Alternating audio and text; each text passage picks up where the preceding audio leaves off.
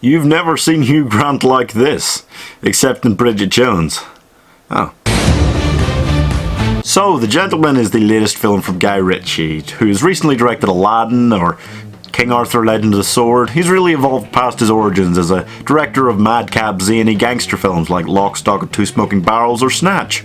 So what has he got for this time? It's a zany madcap gangster film like Lock, Stock and Two Smoking Barrels or Snatch. Yes, Guy Ritchie really did go back to his roots for this one, but it's got a new flair behind it, The Gentleman, that the previous films maybe didn't quite have, and a huge cast to boot with the likes of Charlie Hunnam, Matthew McConaughey, Hugh Grant, Henry Golding, Michelle Dockery and Colin Farrell. The premise seemed from early trailers to be pretty much a gang drug war here in the little old UK, where this kind of huge crime film is not normally set, which made it interesting to see how they were going to go about it. So this is my 1 minute review for The Gentleman. Frankly, it was a lot better than I expected. I don't really have a reason for why I didn't have huge high hopes for this coming in.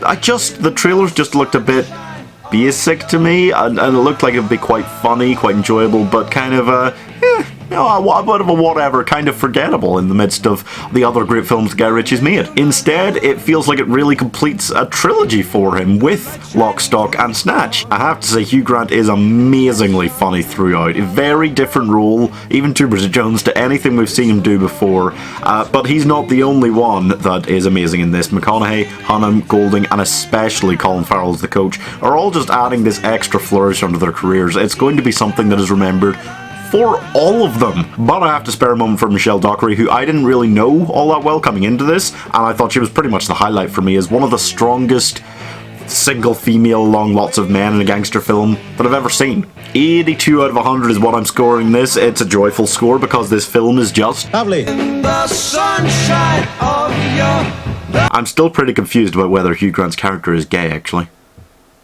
I mean, probably not, right?